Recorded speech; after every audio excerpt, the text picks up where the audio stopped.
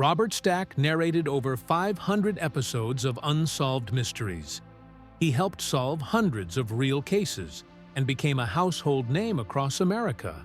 But when his own story reached its final chapter, almost no one was watching anymore. There were secrets about his health that stayed hidden until the very end. There was a 47-year marriage that survived things most couples never face. And there was one quiet afternoon in Bel Air that changed everything. What really happened to the man behind the trench coat?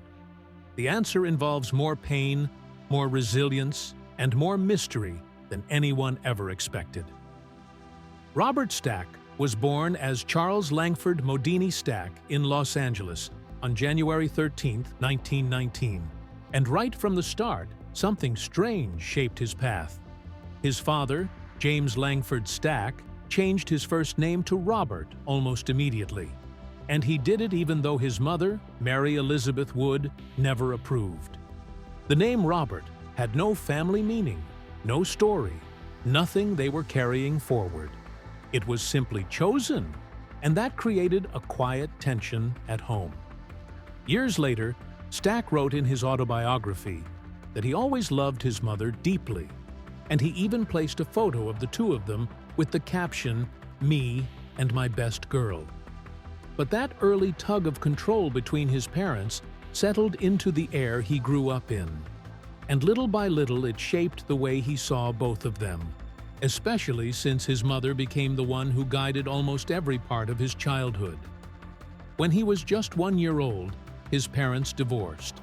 His mother refused to stay in California and took him with her to Europe so she could study opera. That move happened in 1920, and suddenly, little Robert was growing up in Adria and Rome, while his older brother stayed behind with their father. His world became filled with opera rehearsals, cobblestone streets, and languages he picked up without effort. By the time he was running around the markets of Rome, he was already speaking French and Italian. English didn't appear in his mouth until he was 7, which meant that when they finally returned to Los Angeles, he had to learn his native language all over again. It created a curious picture: a fifth-generation Californian who understood Europe better than his own home country. It also gave him a tone, a voice, and a presence that felt different from other American kids, something that carried into every role he ever played. Back in California, his father was building a different kind of life. James Stack owned a successful advertising agency, and by 1928 newspapers were calling him a millionaire. That same year, he remarried Robert's mother, bringing the family back together for a brief moment. But the reunion didn't last. In 1929, only a year later, James died, leaving Robert at 10 years old with a mix of privilege, loss, and uncertainty. His mother still had social standing, and the family's money gave Robert access to sports most kids never touched: polo, skeet shooting, expensive hobbies that he soon mastered with surprising speed. But with his father gone again, his mother's influence became even stronger, guiding him through a childhood that felt both privileged and unsettled. When he finally returned to America at 7, learning English became part of his daily routine. He carried his European rhythm with him, and that rhythm shaped the way he spoke, the way he moved, even the depth of his voice later in Hollywood. He studied drama at the University of Southern California, slipping into a world where performance mattered. And during that time, his family friend Clark Gable stepped into his life moments with advice that stayed with him. Gable warned him not to use fame to push people down, and said he would personally come after him if he ever did.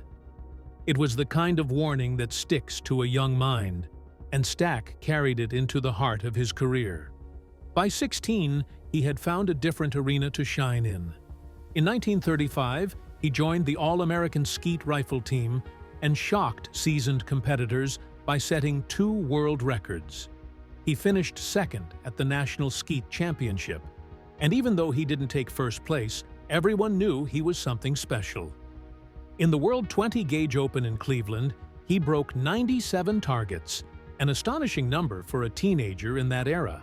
His skill turned him into one of the youngest shooting champions in the country, and years later, in 1971, he was honored with an induction into the National Skeet Shooting Hall of Fame. It marked him as one of the rare Hollywood figures whose athletic achievements were just as legendary as his acting career. That same year, 1935, he and his brother teamed up for something even more unexpected. They entered the International Outboard Motor Championships in Venice, Italy, a major event with dangerous conditions and fast racing on open water. The brothers didn't just participate, they won. At a time when the sport was unpredictable and accidents were common, their victory proved that Stack's talent wasn't limited to guns or polo fields. Speed, control, and instinct guided him across the water just as well as across a shooting range. It was one more quiet chapter in a childhood full of surprising turns. As he grew older, USC became another path in his story. He played on the school's polo team, surrounded by athletes and socialites who treated the matches like high society events.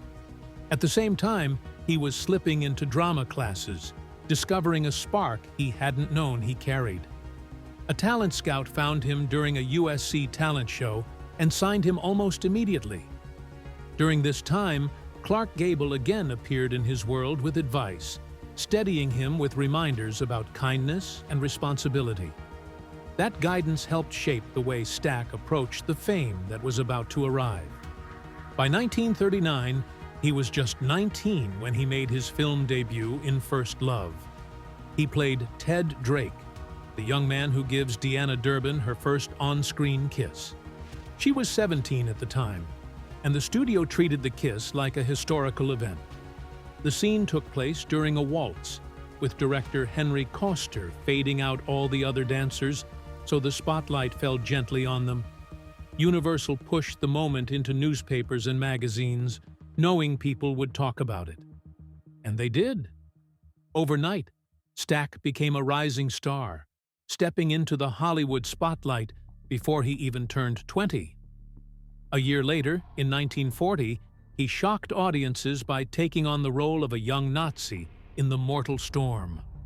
The film was one of the first in Hollywood to openly criticize Nazi Germany. Stack played Otto, a friendly student who transforms into a committed Nazi as Hitler rises to power. The film avoided using the word Jew due to censorship rules at the time, but the message was clear enough that the movie was banned in Germany. Stack's performance showed a depth people didn't expect from someone who had just played a romantic lead. It was a bold move during a tense political moment, and it marked him as an actor who was willing to take risks. Then the war arrived in his life in a different way. In January 1942, Carole Lombard, one of Hollywood's brightest stars and the wife of Clark Gable, died in a plane crash while returning from a war bond rally. She had raised more than $2 million in a single evening, and her death shook the country. Stack had worked with her in To Be or Not to Be, and losing her struck him deeply. Her patriotism and courage pushed him toward a decision he felt in his chest. That same year, he enlisted in the United States Army Air Forces. He trained bomber crews as a gunnery instructor, shifting away from acting and toward service. Lombard's life, her sacrifice, and the shock of her loss guided him into that uniform, turning his path once again toward something bigger than himself. When January 1942 arrived, Robert Stack was already moving through Hollywood with a quiet confidence, but everything shifted the moment he learned that Carole Lombard had died in a plane crash while returning from a war bond tour. She had guided him, encouraged him, and made him feel seen at a time when he was still finding his footing. Her death cut through him in a way he never forgot. And as the days passed, the grief didn't fade. It pushed him toward a choice that changed the rhythm of his life. Just weeks after losing her, he stepped away from rising roles and walked straight into the U.S. Navy. He was inducted in 1942, leaving the comfort of sets and scripts and stepping into a world of duty and danger. For him, it wasn't just about patriotism, it was about carrying something heavy inside and needing a place to put it. Newspapers wrote about his enlistment. Biographers later traced the absence of his work from 1942 to 1948. All of it began with that one loss that felt too big to hold. That grief met a skill he already had. Long before the war, Stack had been an Olympic-level skeet shooter, holding a record of more than 350 consecutive hits. So when he entered the Navy in 1942, they saw his talent before they saw anything else. Soon he became an ensign and was placed in the role of aerial gunnery instructor. For 3.5 years, he trained young men who were preparing for skies filled with enemy planes. He stood with them, taught them, corrected them, and shared everything he knew about hitting a moving target under pressure.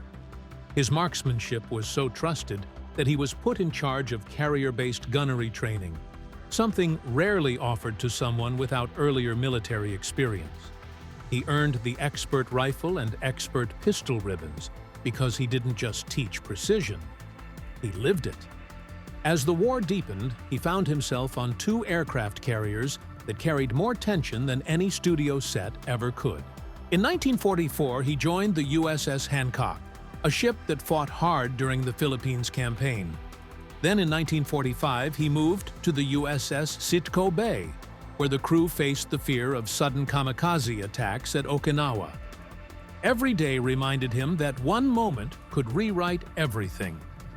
By the end of the war, he held the rank of lieutenant and carried with him 5 major military honors: the World War II Victory Medal, the Asiatic Pacific Campaign Medal, the American Campaign Medal, and the 2 expert ribbons. They were reminders of what he had lived through and of how far he had traveled from the early days of movie sets. When the war was over and he returned to acting, he carried a new weight behind his eyes. That depth found its shape in 1956 when he played Kyle Hadley in Written on the Wind. The film was shot through late 1955 and early 1956, released in England in the fall, and then finally in the United States on Christmas Day. The movie became a hit and broke opening day records for Universal. Stack's performance as the troubled son of a Texas oil tycoon pulled audiences in because he didn't act the pain. He seemed to understand it. In 1957, he earned his first and only Academy Award nomination for Best Supporting Actor. Critics praised him. Many said it was the finest work of his life. Then came the Oscar night, March 27, 1957. Nancy Kelly presented the award, and Stack sat waiting, believing he had a real chance. But the statue went to Anthony Quinn for his brief but powerful performance as Paul Gauguin in Lust for Life. Quinn was only on screen for somewhere between 12 and 25 minutes, while Stack carried his entire film from start to finish. The loss hit him harder than he ever admitted publicly. Those close to him said the bitterness stayed with him for decades. As time passed, he became convinced the loss wasn't about the work. He believed 20th Century Fox, the studio he was under contract with, had organized block voting. They didn't want one of their contract players winning an award for another studio's movie. That kind of studio rivalry was common during that era, and Stack felt he paid the price. His resentment never fully settled, especially because on that same night, his co-star, Dorothy Malone, won Best Supporting Actress for the very same film. He had to sit there and watch her accept the honor he felt should have been his. Her win lifted the film's legacy, but it deepened his own sense of injustice. People still talk about that Oscar year as one of the most emotionally charged losses of the time. Before all of that drama unfolded, Stack had already stepped into cinema history in 1952 with Buona Devil. The film was the first feature-length color movie released in 3D, and he starred as Jock Howard, a railroad worker hunting down man-eating lions. It premiered on November 26, 1952, and within 4 days, it had already brought in $75,000 across 2 Paramount theaters in Los Angeles. By 1953, it had made $2.7 million in rentals across the United States and Canada. The budget had been around $323,000, which made the profit almost unbelievable for the time. Audiences were so overwhelmed by the 3D lion attacks that some people jumped out of their seats. Stack said a few even fainted. The Natural Vision 3D system used for filming had a 6-foot boundary. If actors crossed it, their limbs would appear to fly out over the first 10 rows. Life magazine captured audiences wearing their glasses with frozen anticipation. The film's success sparked a full-blown 3D craze, opening the door for movies like House of Wax in 1953. United Artists bought the film for $1.75 million, sealing its place in movie history. Years later, television changed the direction of his life again. In the late 1950s, Desi Arnaz approached him and asked him to play Eliot Ness in The Untouchables. At first, Stack refused. He thought the title sounded silly and worried that once Capone was caught, the story would fall apart. He also believed television could damage his film career. Arnaz had already offered the role to Van Johnson, but Johnson's wife demanded twice the salary, so Arnaz circled back to Stack. What was meant to be a simple 2-part episode on Westinghouse Desilu Playhouse became so successful that it turned into a full series. Stack accepted the role reluctantly, but as time moved on, he realized it had become the part that defined him. Viewers couldn't see him without seeing Eliot Ness. The show was narrated by Walter Winchell because Arnaz insisted on keeping the voice of the era alive. And once again, Stack discovered that a role he almost rejected became one of the biggest moments of his career. Robert Stack never expected any of this. In the beginning, he even thought taking the part of Eliot Ness was a mistake waiting to happen. When the producers of The Untouchables first offered him the role in 1959, he told people the concept would probably fall apart on television.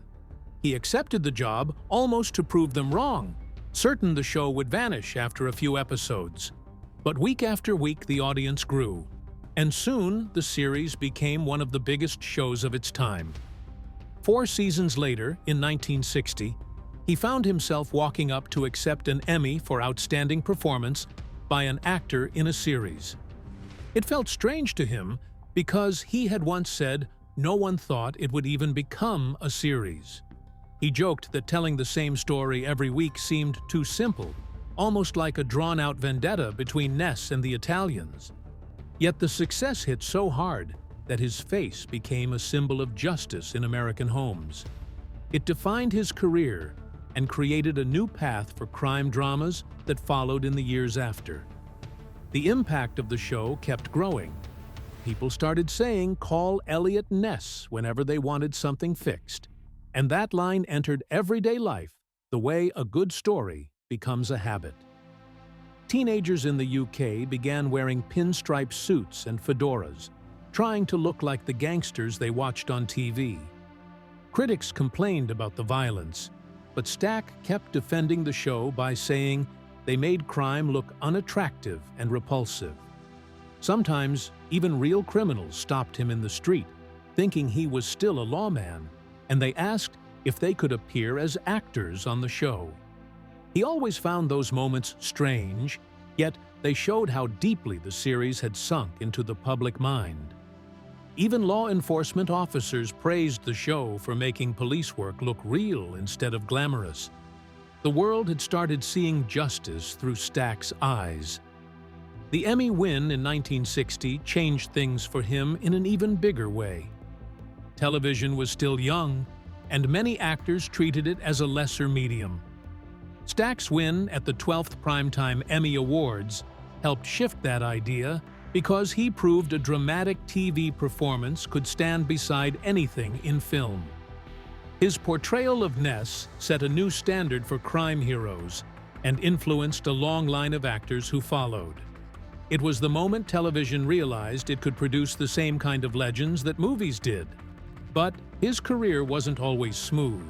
In 1971, he took on CBS in a $25 million lawsuit because the network used his image in a documentary called The Selling of the Pentagon. They made it look as if he supported the Vietnam War, even though he had opposed it from the beginning. He was furious because the documentary twisted footage to make him look like a pro-war figure. The media followed the case closely because it raised questions about ethics in political documentaries. He said the network had used him to push a message he never believed in. The case ended with a settlement, but it taught the industry that celebrities could fight back when their image was misused. It became a warning for future documentary makers. Not everything was heavy, though. In 1980, his career took a turn he never expected. Zucker, Abrahams and Zucker wanted him for Airplane, even though he had never done comedy. They believed the film needed serious actors to make the humor land. Stack didn't understand why they wanted him. He had an Oscar nomination from 1957 and an Emmy for dramatic work. Comedy seemed like another world. He refused at first, but the trio called him every day for 2 weeks. Their persistence wore him down until he finally agreed, because their enthusiasm made him curious. That choice opened a completely new chapter for him. The directors believed casting him was the key to making Airplane work. They were young and unproven at that point, and Stack was a respected veteran. When he arrived on set, he performed the role of Captain Rex Kramer, as if he were in a serious film. His voice, his posture, everything felt dramatic because that was his natural style. The directors wanted something different. They wanted him to act serious in a ridiculous world, playing every line as if he had no idea it was funny. But he didn't grasp that tone at first. The tension built until they found a way to explain it. They showed him a clip of comedian John Byner doing an impression of him. Byner exaggerated Stack's voice and mannerisms so perfectly that it suddenly clicked. Stack started imitating the impersonation, and that shift created one of the most iconic performances in the film. Producers joked that he was doing an impression of John Byner doing an impression of Robert Stack, and it worked beautifully. Airplane marked a powerful comeback. Stack was 61 when the movie released, and suddenly he had a new career as a comedy figure. More roles followed, including Caddyshack 2 and future collaborations with the same directing team. His deadpan delivery became something other actors studied, especially Leslie Nielsen, who experienced a similar rebirth through the same film.